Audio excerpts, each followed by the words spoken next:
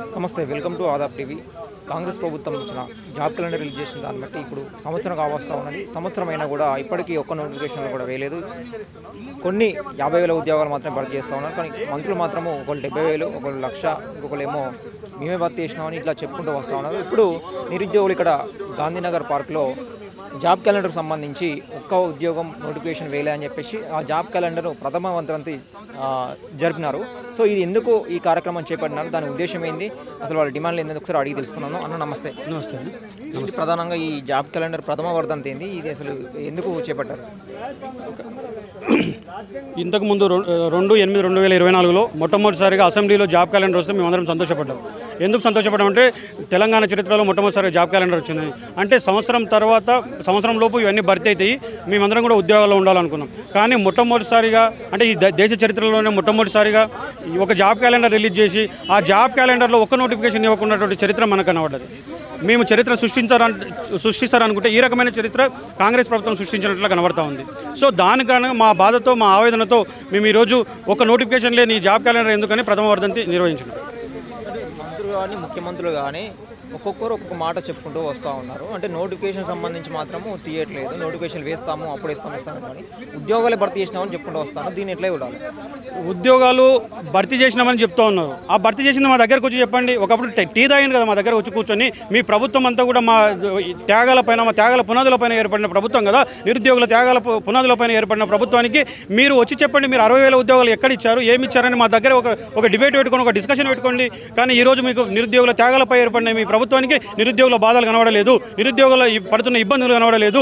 మీరు అన్నారు మేము వచ్చిన నెల లోపలే నిరుద్యోగ భృతి ఇస్తామన్నారు. నిరుద్యోగ భృతి ఏమైంది?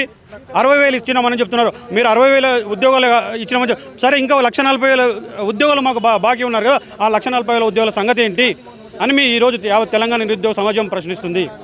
అంటే ముఖ్యమంత్రి గారు కూడా సభలోనే చెప్పడం జరుగుతూ ఉన్నది, దేశ చరిత్రలోనే ఇంతవరకు ఏ ప్రభుత్వం కూడా ఇన్ని ఉద్యోగాలు వెళ్ళని చెప్పేసి నోటిఫికేషన్లు కూడా కావచ్చు, నిరుద్యోగ బుద్ధి గురించి కూడా కావచ్చు, ఇట్లా చెప్పుకుంటూ ఇవ్వకుండా కూడా ఇచ్చిన చెప్పుకుంటూ వస్తున్నారు. మరోపక్క మొన్న చిక్కడపల్లి లైబ్రరీలో కూడా ఎమ్మెల్సీ అద్దంకి దయాకర్ గారు రావడం జరిగింది. మరి దాని గురించి చర్చ ఎంతవరకు వచ్చింది, ఏమన్నారు మీకు? ఇంకా ఎక్కడ దయాకర్ గారి నుండి కానీ, ఎమ్మెల్సీ దయాకర్ గారు, అద్దంకి దయాకర్ గారి నుంచి కానీ, మిగతా వాళ్ళ నుంచి కానీ ఎటువంటి రెస్పాన్స్ మాకు రాలేదు. వస్తుందని ఒక 2 రోజులు అనుకున్నాం, 5 రోజులు అయిపోయింది, 6 రోజులు అయిపోయింది, 8 రోజులు అవుతుంది, ఇంకా రాలేదు. చూద్దాం, వచ్చే వరకు వెయిట్ చేద్దాం. కానీ ఆయన మీద నమ్మకం ఉన్నా కూడా వాళ్ళ వ్యవస్థ పైన, వాళ్ళ ప్రభుత్వం పైన మాకు నమ్మకం లేదు. గతంలో 2 లక్షల ఉద్యోగాలు అన్నారు, ఇప్పటివరకు మమ్మల్ని రోడ్ల మీద తిప్పిండ్రు, కానీ ఇప్పుడు 2 లక్షల ఉద్యోగాలు ఇవ్వలేదు. సో వాళ్ళ మీద మాకు అంత నమ్మకం లేదు, ప్రభుత్వం మీద అసలు నమ్మకం లేదు. సో దయాకర్ గారు వ్యక్తిగతంగా నమ్మకం ఉండొచ్చు, ఆయన పైన వ్యక్తిగతంగా ఉద్యమకారుడని మాకు మేము ఇది చేయొచ్చు ఆయన, కానీ ఈరోజు ప్రభుత్వం మీద నమ్మకం లేదు. అంటే మొన్ననే టైం ఇవ్వండి అని చెప్పేసి స్వయంగా ఆయనే వచ్చి మళ్ళీ డిబేట్ లాగా మాట్లాడేవాడిని, సమయం కూడా కేటాయించడం దానికి చాలాసేపు. సో ఇప్పుడు ఏదో డేట్ కూడా చెప్పారు కదా, తను ఆగస్టు 15th లోపు కూడా నేను ఒక నోటిఫికేషన్ వేసేలాగా చూస్తాను అని చెప్పేసి, ముఖ్యమంత్రి దగ్గర కూడా తీసుకెళ్తాను, ఒక కమిటీ కూడా ఏర్పాటు చేస్తానని చెప్పేసి చెప్పడం జరిగింది. ఇప్పుడు ఆయన ముఖ్యమంత్రి దగ్గరికి తీసుకెళ్ళాడు, ముఖ్యమంత్రి దగ్గరికి తీసుకెళ్తా అని చెప్పాడు. కానీ ముఖ్యమంత్రి గారే కదా ఇన్ని రోజులు, యావత్ కాంగ్రెస్ ప్రభుత్వమే కదా, ప్రభుత్వం వచ్చిన ఇన్ని రోజులే మాకు నోటిఫికేషనే లేదు కదా. మేము ఆయన మీద వ్యక్తిగతంగా అభిమానం ఉంటుంది మాకు, ఉద్యమకారుడని మళ్ళీ కూడా చెప్తున్నాను, ఉద్యమకారుడని అభిమానం ఉంటుంది. కానీ ఆయన వెళ్ళి తీసుకెళ్ళలేదు. 2 రోజులు అని చెప్పిండు, మనందరూ సాక్షిగా 2 రోజులు అని చెప్పిండు. కానీ ఈ రోజు ఎన్ని రోజులు అవుతుంది? దాదాపు 8 రోజులు అయిపోతుంది. ఇప్పటివరకు కూడా మాకు అదే కాంగ్రెస్ ప్రభుత్వం మీద నమ్మకం లేదు. మీరు ఉద్యోగాలు ఇస్తేనే మీ పైన నమ్మకము, ఒకవేళ ఉద్యోగాలు ఇవ్వకపోతే స్థానిక సంస్థల ఎన్నికల్లో యావత్ తెలంగాణ నిరుద్యోగ సమాజం మీ పైన పోటీకి సిద్ధంగా ఉన్నాం. ఇప్పుడు ఇమ్మీడియట్గా వేయాల్సిన నోటిఫికేషన్ ఏంటిది, అసలు ఇమ్మీడియట్గా భర్తీ చేయాల్సిన ఉద్యోగాలు ఏంటి? ఇమ్మీడియట్గా సబ్ ఇన్స్పెక్టర్ ఉంది, పోలీస్ కానిస్టేబుల్ ఉంది, టీచర్స్ నోటిఫికేషన్ ఉంది, జేఎల్ ఉంది, డిఎల్ ఉంది, ఇమ్మీడియట్గా జీపీఓ ఉంది. అన్ని నోటిఫికేషన్లు ఇమ్మీడియట్గా భర్తీ చేయాల్సిన అవసరం ఉంది.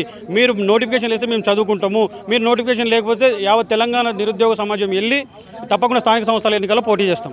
కార్యాచరణ ఏం చేపట్టబోతున్నారు? ఇప్పుడు వర్ధంతి కూడా చేశారు కదా, ఇప్పుడు ఇంకా నెక్స్ట్ చేయబడి ఏంటి చెప్తున్నాం కదా, ఆగస్టు 15th వరకు వేయకపోతే, ఆగస్టు 15th వరకు మీరు వేయకపోతే ఆ తర్వాత కార్యాచరణ ఆగస్టు 15 తర్వాత తప్పకుండా గాంధీ భవన్ ముట్టడి ఉంటుంది, తప్పకుండా గాంధీ భవన్ ముట్టడి ఉంటుంది. ఆ తర్వాత రెండవది స్థానిక సంస్థల ఎన్నికల్లో తప్పకుండా పోటీ చేస్తాం. స్థానిక సంస్థల ఎన్నికల్లో ఎంపీటీసీ, జెడ్పీటీసీలు అట్లానే సర్పంచులలో కాంగ్రెస్ పార్టీకి వ్యతిరేకంగా మేము తప్పకుండా పోటీ చేస్తాం. ఇంకా ముందు కార్యాచరణ కూడా మేము తప్పకుండా ప్రకటిస్తాం.